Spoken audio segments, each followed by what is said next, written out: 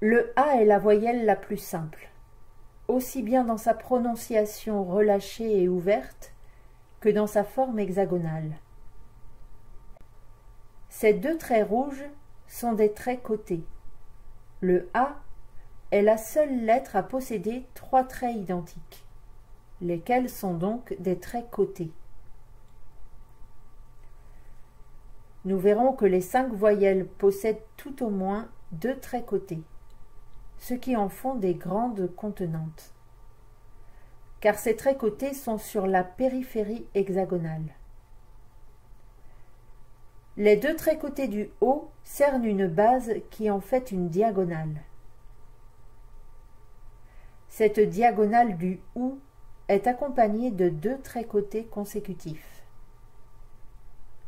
Par contre, le I marque une verticale qui émerge de la contenance de ces 2 traits cotés consécutifs. Dans le HE, cette même verticale est durement cernée par ces 2 traits cotés. Voici le triangle des voyelles couramment utilisé en phonétique. Les 3 angles correspondent aux 3 voyelles les plus marquées, comme 3 pôles principaux. Entre le A et le OU, le O s'impose.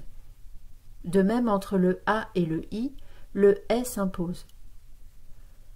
Vers le A, le O se prononce O, comme le col. O ouvert.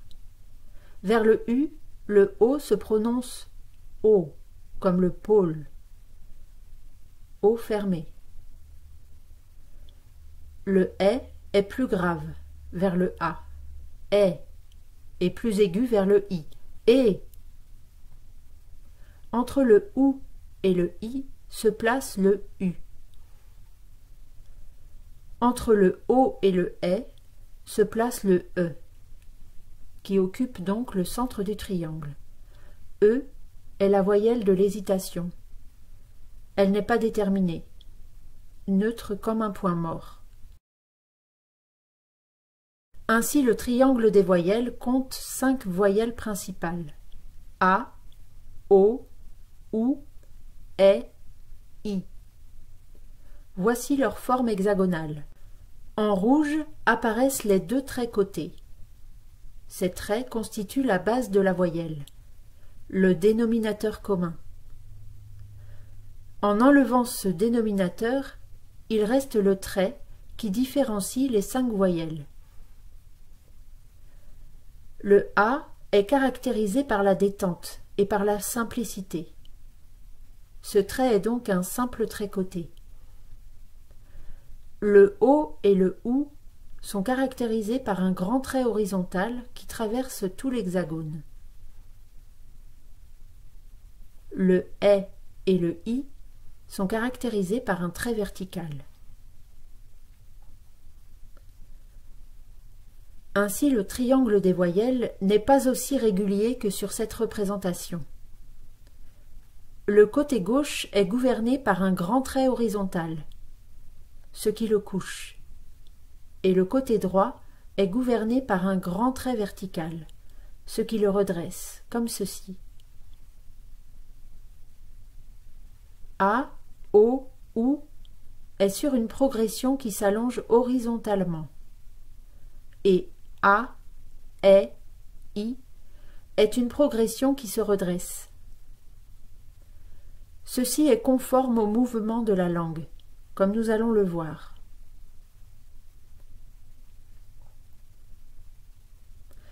Voici la forme de la bouche pour le son A. L'espace buccal est large. La langue est simplement reposée en bas. On retrouve cette largeur ouverte dans la forme hexagonale. Pour le son O, la langue monte uniformément. L'espace se réduit, mais reste généreux.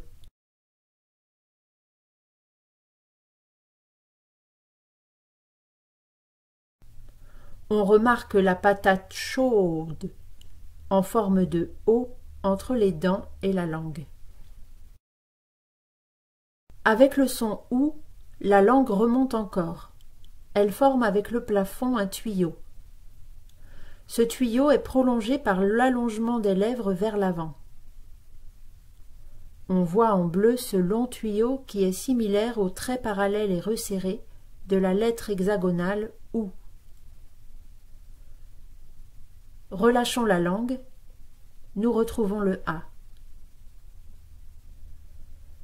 La langue remonte en pointe. Elle n'est plus plate comme pour les sons O et OU.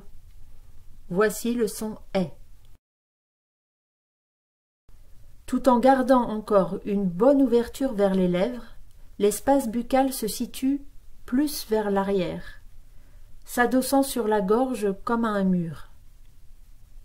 Ce mur du fond de la bouche lui donne donc une forme verticale. La forme latine et hexagonale de la lettre est, à la fois redressée et ouverte, dessine cet espace adossé à un mur. En poursuivant le redressement de la langue, on crée un passage étroit entre le palais et la langue. Voici le son I. L'espace buccal y est encore plus refermé, et son allure forme une pointe en haut et vers l'avant. La tension vers le mur de la gorge de l'espace buccal qu'il y avait pour le son est se détend pour se concentrer vers l'étroit passage au palais. On retrouve cette détente au profit d'une pointe dans la forme hexagonale du I. Le A est très ouvert, ce qui lui permet de contenir un grand volume ici en bleu. La base du A latin reproduit exactement le A hexagonal. Il se prolonge vers le haut en triangle fermé.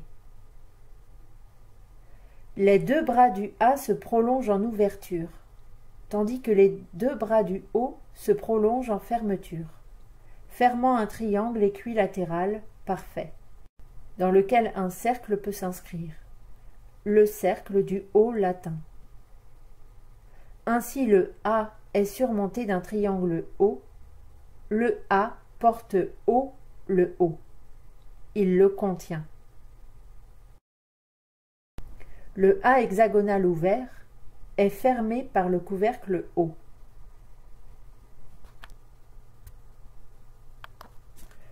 Le OU a deux traits parallèles, ici en bleu, indiquant fermement un chemin, comme des rails.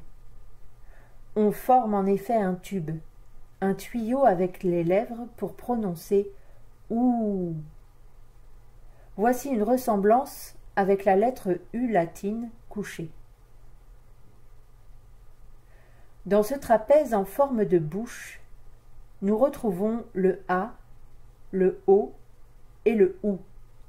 Aou sont en effet des voyelles très buccales.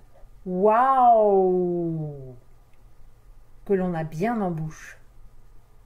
Par contre, le I se redresse dans les parties nasales, vers le haut du palais. Ainsi, le A se redresse en I, comme pour atteindre un point. De la base côté ici en rouge du I, une verticale émerge selon l'expression « se dresser comme un I ».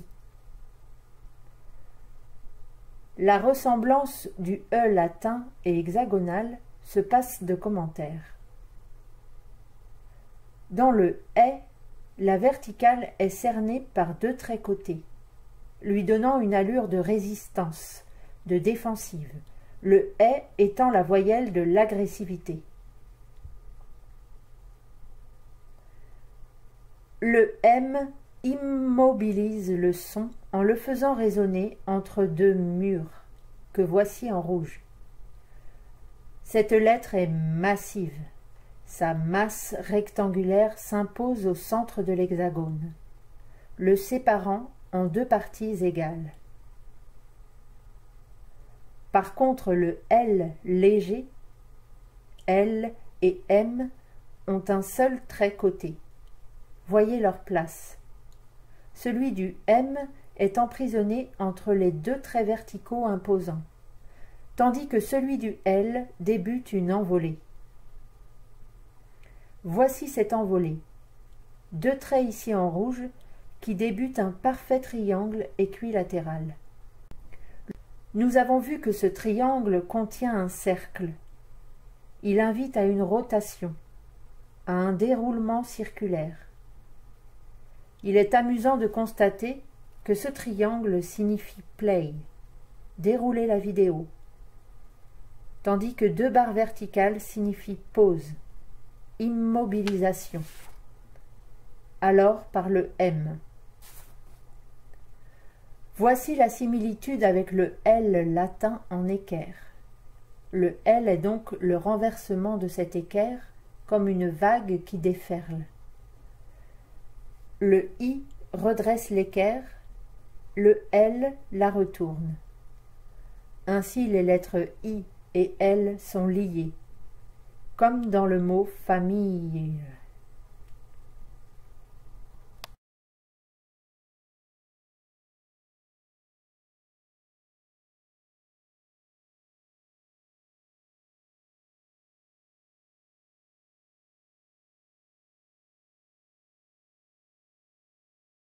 Le K est la plus courte et la plus concentrée des occlusives.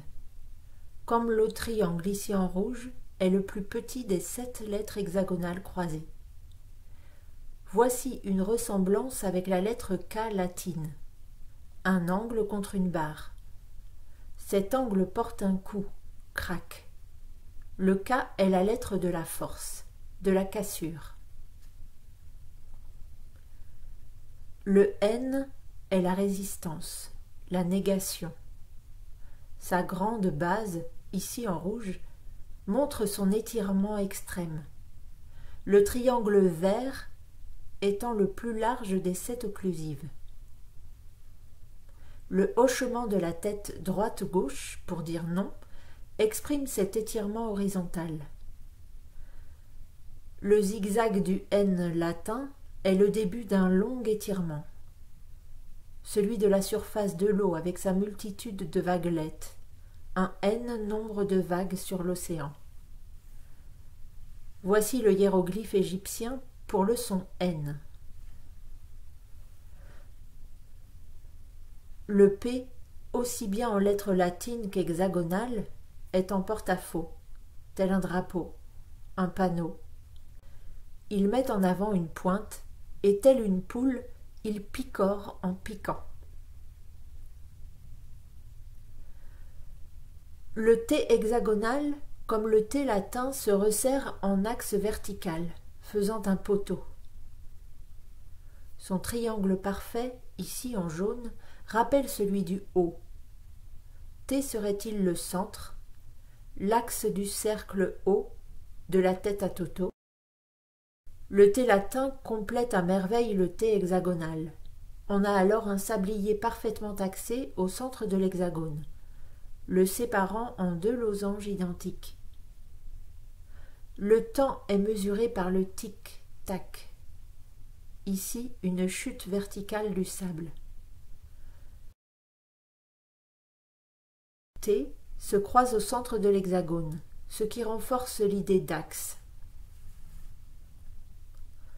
En tournant autour de ce centre, on obtient la lettre G. Voici une superposition éloquente. G est la grandeur. Aussi son tracé, ici en rouge, est le plus grand des 20 lettres. Le grand espace G est axé par le poteau T. L'étroit T, en grandissant, devient le large G.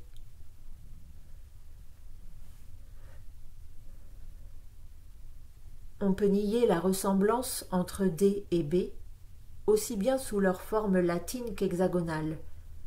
B a le plus gros des triangles des 7 occlusives.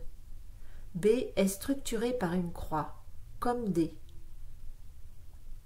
Cette croix structure la mutation du D en B. Voici D et D renversé. B et B renversé. Et voici le passage de D qui se tend en B et de B qui se détend en D. comme un bidon bedonnant. B et B se croisent formant la balance, avec sa base solide, carrée, et un espace bien fermé ici en rouge. La lettre hébraïque Bet signifie la maison. D et D se croisent formant le taureau, signe de la stabilité, riche de carrés solides. Ces deux dés forment deux cornes. Voici la mutation de D à B. Cette mutation passe par la lettre latine M. Le M étant, comme par hasard, commun au taureau et à la balance. La lettre hébraïque Dalet signifie la porte, le gardien. Deux cornes, telles des tours de garde qui encadrent la maison bête.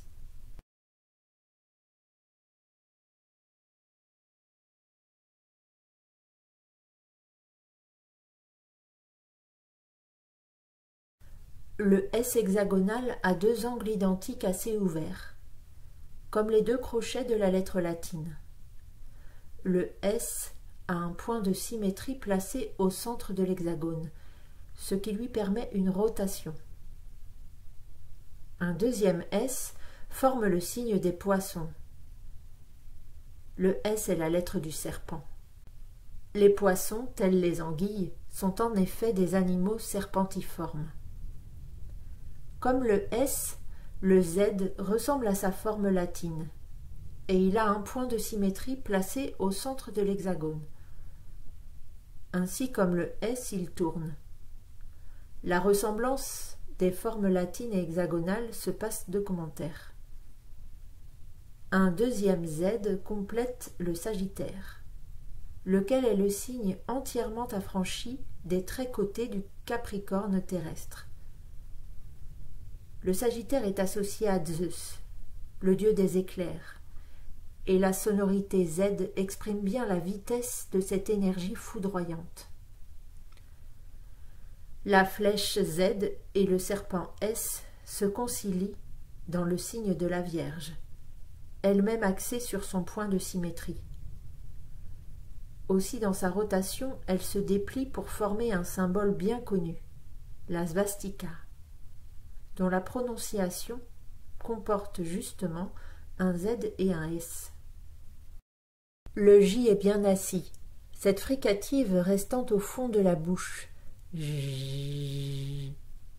À l'intérieur, le son J monte vers le haut du palais, vers un point comme le I.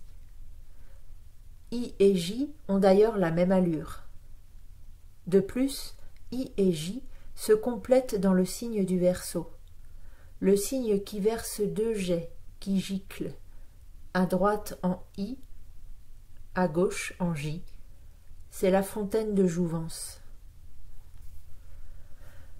Le V hexagonal est composé de deux angles de 30 degrés, un petit et un grand, montrant une croissance comme celle de la force du vent, ou même de la lettre latine dite en V, qui devient alors W. V est la lettre de la dispersion, de ce qui va à tout vent, de tous côtés. Il parcourt l'hexagone de haut en bas et de bas en haut. Avec sa cousine la lettre U, V se combine pour former un espèce de W qui se prononce ou V. Une barre verticale, ici en rouge, complète le W, formant le bélier. U et V sont sur des rails, ici en rouge. Voici un passage animé, parlant entre le U et le V, ainsi que sur leur association en W.